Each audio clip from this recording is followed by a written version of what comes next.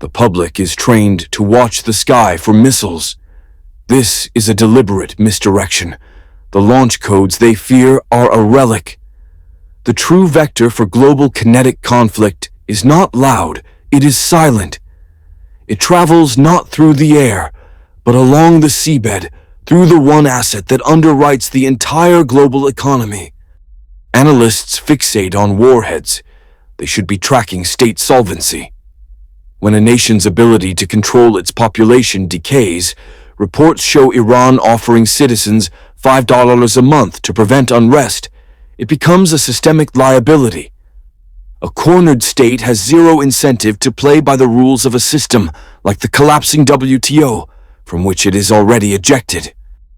Unable to compete symmetrically against overwhelming pressure, such as the continuous deployment of U.S. Air Force RC-135 spy planes off the Venezuelan coast. A failing state's only remaining leverage is asymmetric.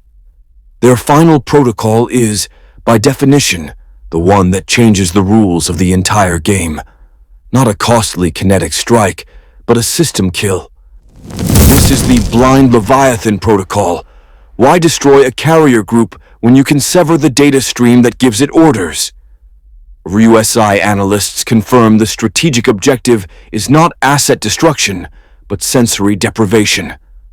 Satellite blinding, undersea cable severance. You do not kill the beast, you gouge out its eyes, leaving a multi-trillion-dollar military apparatus deaf, dumb, and adrift. A liability waiting to be liquidated. The consensus narrative is that the war in Ukraine was an act of imperial ambition. This is a fatal misreading. It was an act of systemic desperation, a solvency crisis executed with kinetic assets. The motive was not strength, but terminal internal weakness. CSIS analysis confirms Russia faced a terminal domestic liability. An unpopular war was calculated as a lower political and economic cost than managing accelerating internal decay. When a state's balance sheet bleeds credibility at home, it cannot project power abroad symmetrically. It is mathematically forced to find new leverage. This is the pivot to asymmetry. With global mediation frameworks like the WTO proven inert, the state's only remaining protocol is to change the game board itself. The kinetic event is not the objective. It is the mechanism to create a new, zero-sum reality where a failing state's military is its last liquid asset. The war, as noted in reports by The Guardian, is therefore a blueprint, not an anomaly. It is a warning of future conflicts. The vector from internal insolvency to external kinetic action is predictable. It is a launch-on-warning protocol for a failing state, and the math doesn't lie. The central calculation of modern conflict is no longer steel, but silicon. According to analysts at the Royal United Services Institute, RUSI, the kinetic cost curve has inverted. A state-of-the-art main battle tank represents a $5 million liability on the battlefield. The first-person view kamikaze drone that achieves a mission, kill against it, costs less than $500. This is not an anomaly. It is the new mathematical reality of warfare. This 10,000 to 1 cost asymmetry is the engine behind what military strategists call the democratization of violence. The ability to project lethal, precision force is no longer the exclusive domain of superpower budgets. It has been decentralized, commoditized, and placed into the hands of any actor with a baseline of technical skill. For a state facing a solvency crisis, unable to fund a conventional army, this economic inversion is not a weakness. It's the ultimate asymmetric leverage.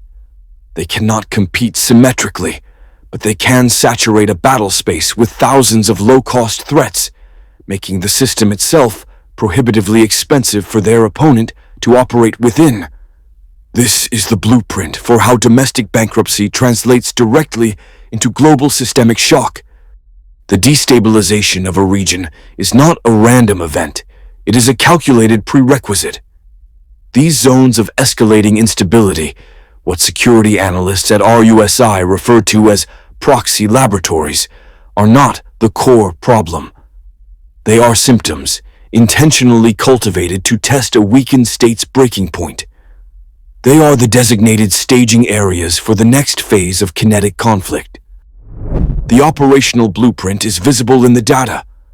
Reports from The Guardian openly signal preparations for conflict in the Asia-Pacific. This is not a warning. It is the public designation of a new laboratory. Simultaneously, as global mediation frameworks like the WTO enter a crisis of multilateralism, the rules-based order is replaced by a zero-sum game of leverage. There are no referees left. Within these gray zones, stronger powers test the mathematical function of state failure. On one hand, you have a solvency crisis, Iran's leadership offering citizens $5 a month to prevent systemic collapse. On the other, you have the accelerant, targeted external pressure. U.S. Air Force RC-135 spy planes operating near Venezuela are not on routine patrol. They are measuring the decay rate. They are collecting the data points required to predict the exact moment a cornered state will choose asymmetric escalation. This protocol transforms regional instability from a liability into a strategic asset.